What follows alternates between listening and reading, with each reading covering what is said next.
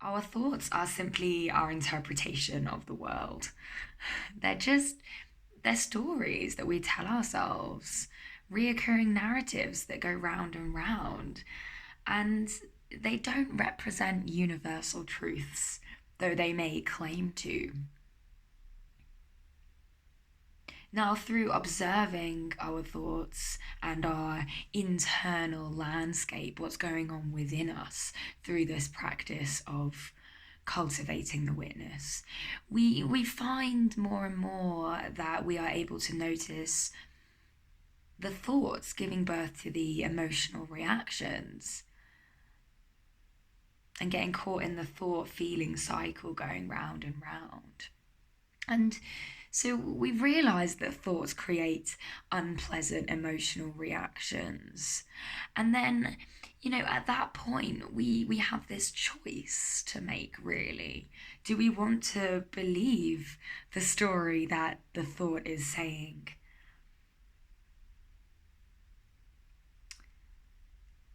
If the thought makes us feel bad about ourselves, is putting us down,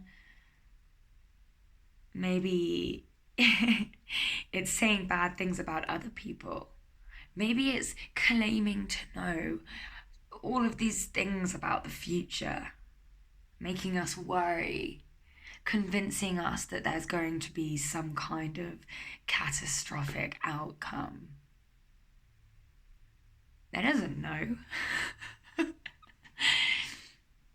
So at that choice, at that point, we're able to really draw on our power as the observer to choose which thought we want to believe at that moment in time.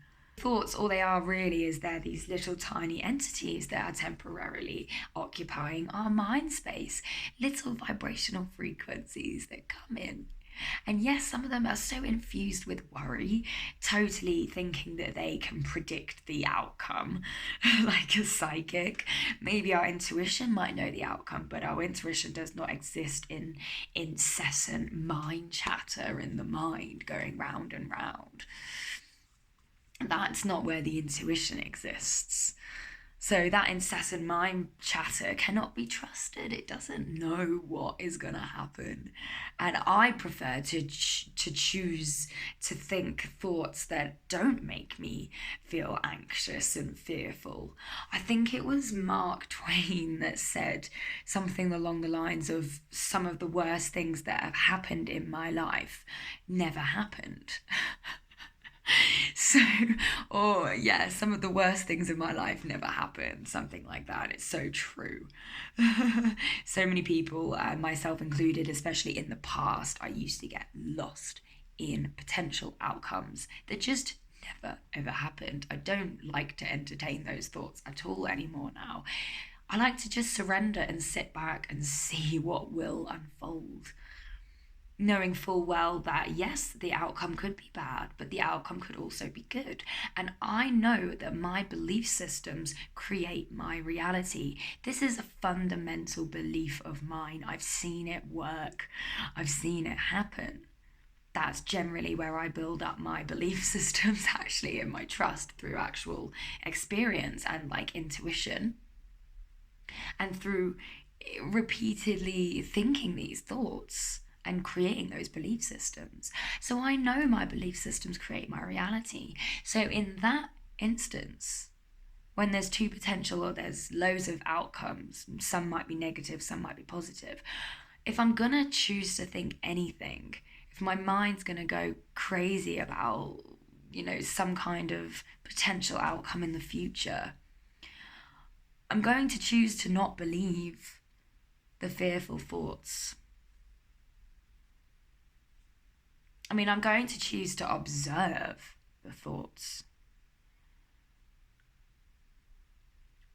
But I'm not going to choose to believe them. If anything, I'll choose to give more attention and interest towards the thoughts that make me feel good. And I just simply sit there and acknowledge the fearful thoughts. but not believe them. So knowing that my belief systems create my reality, I choose to believe the thoughts that make me feel good, the empowering thoughts, the thoughts that say, Jazz, you're good enough. Of course you're good enough. You're doing brilliantly. I'm proud of you. Be gentle with yourself. Those are the thoughts that I choose to believe intuitively, this deep inner knowing. I intuitively feel like those are the thoughts that I want to believe. And yes, they make me feel good. Unlike, the thoughts that put me down, the ones that judge myself and other people, the ones that are based in fear, they don't make me feel good. And I intuitively feel like I don't want to follow those thoughts. I mean, it's all just ego anyway, isn't it, really? It's all just this sense of self. The egoic mind going round and round. But I want to claim my power away from the fearful thoughts. The fearful thoughts that back in the day when I was younger would have crippled me. Because I would have believed them. And I would have suffered because of it. I observe my mind sometimes as this kind of board of directors, all of them sounding like me, but all of them being really different, essentially, having these different personalities, but every single one of them claiming to know the truth, telling me what I should worry about, or where I'm broken and need to be fixed, or where my deepest insecurities, old belief systems, old thought patterns still just coming up to be observed. Sometimes the judgmental loud voices are louder than other times, in which case I really draw on my self-mastery and my power of observation. And I really don't allow them to bully me. Oh, you forgot your friend's birthday. You're a terrible person. Okay, well, that's not true. Then the other voice comes in. Oh, you're only doing the best you can. Give yourself a hug. You've always been bad with birthdays. It's okay. It's just who you are. That one, yeah, I'll go with that voice. I'll go with the latter because it makes me feel better. And I intuitively feel like I don't need to be hard on myself when I've got the best intentions, always. And even if I didn't have the best intentions, self-hate it's not going to do anything. It's just going to project out into my outer world anyway, since my inner world creates my outer world. So the mind, it does have many faces. It really does. This one voice in the mind, it can say, eat that cake, go on, eat it. Look, it looks so nice and delicious, eat it. And then that very same, voice with it sounds exactly the same as the other voice comes in and says, once you've eaten the cake, how can you have done that? How could you have eaten the cake? You're so greedy. You're on a diet. Why did you do that? You've spoiled it. You're a failure. You can't trust the mind, but you can choose what thoughts to believe and what thoughts not to believe. Sometimes the mind holds opinions based on our vibrational frequency on that day. It's the inevitable rhythmic flow of life. Some days we have this higher vibration that attracts, or a vibrational match to all of these great, empowering thoughts that make us feel really good about ourselves. And then the next day we experience the opposite. And on those days when that happens, that's when we want to be really aware and alert and really bring in that mastery. So whatever thoughts are arising based on our vibrational frequency at the time, we know as well that that's an illusion. That thought is an illusion. That negative thought may have not even been there the day before, because we were in a better mood because our vibration was up, and we weren't even a vibrational match to that thought in the first place. So one day, if I am a match to these thoughts that make me feel unmotivated, nihilistic, incapable, and fearful about maybe a project that I'm working on, for instance, I choose not to believe it. I'm not good enough. That would be the fundamental narrative there. I'm not good enough. It's just there. And I bring in witness consciousness. And I watch the thoughts. I don't believe them. And I understand that, I need to feel everything that comes up, for sure. I need to feel everything as much as I can. It's my responsibility. Because these thoughts, they represent deep insecurities, old thought patterns, some of them. Even if I've done the healing, it's like old thought patterns from childhood, from years, decades of thinking these thoughts. Belief systems are thoughts that we keep thinking. And if I'm not good enough was a narrative that I thought for so many years, doesn't matter how much healing I do, maybe that thought pattern is still there and it just comes up every now and then. And I'll accept it. But I don't believe it. It's almost as if they do rise to the surface to be watched and observed. And by not applying the interest to these thoughts, through not blindly following them for hours, getting myself into a hole, then I actually take the energy away from the thought. If I don't give it fuel, it can't survive. It's an entity in and of itself. It wants to live. It will try to grab me, but I draw on my innate power as the observer to not feed it energy, and it loses its momentum and it loses its energy and it weakens. And then I weaken the belief system.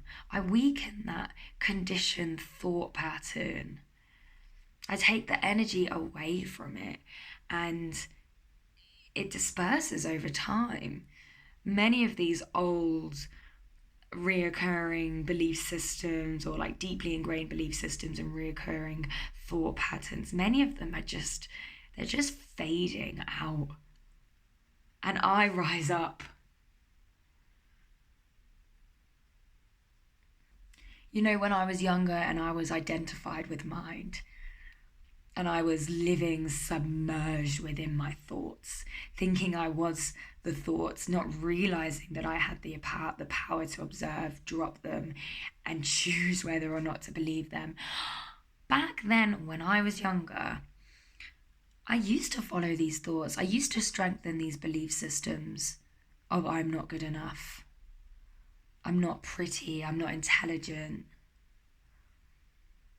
I'll never amount to anything, no one will want to be with me.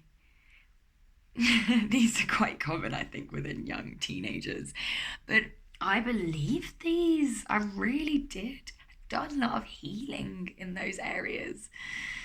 And I don't believe them anymore, and especially because I realised that mind cannot be trusted.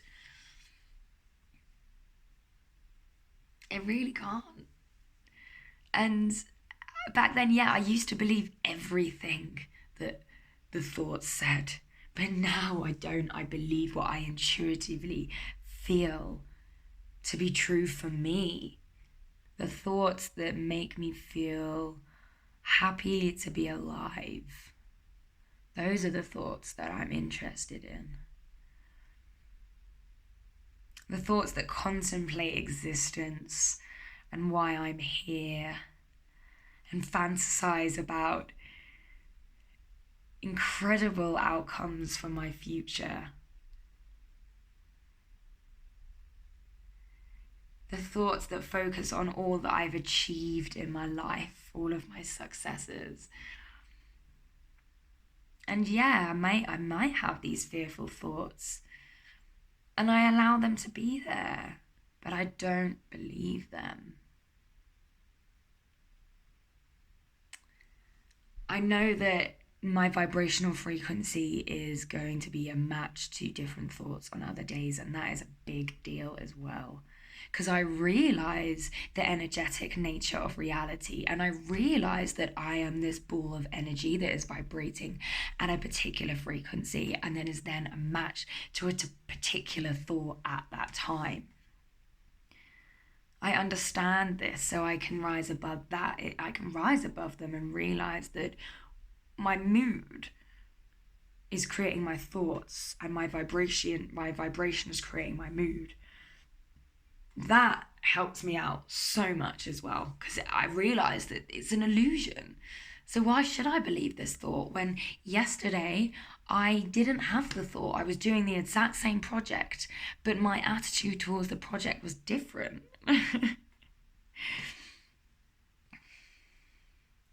So we can choose to believe whatever thoughts we want to believe based on our intuitive choices that we choose to make. And we can take the power away from the thoughts that don't make us feel good by simply making that choice. And taking the interest away, stop fueling those thoughts, observing them as best we can, not resisting them, accepting their presence, dropping them if we so choose and if we can. But if we cannot drop them, peacefully being there and observing them from a neutral perspective.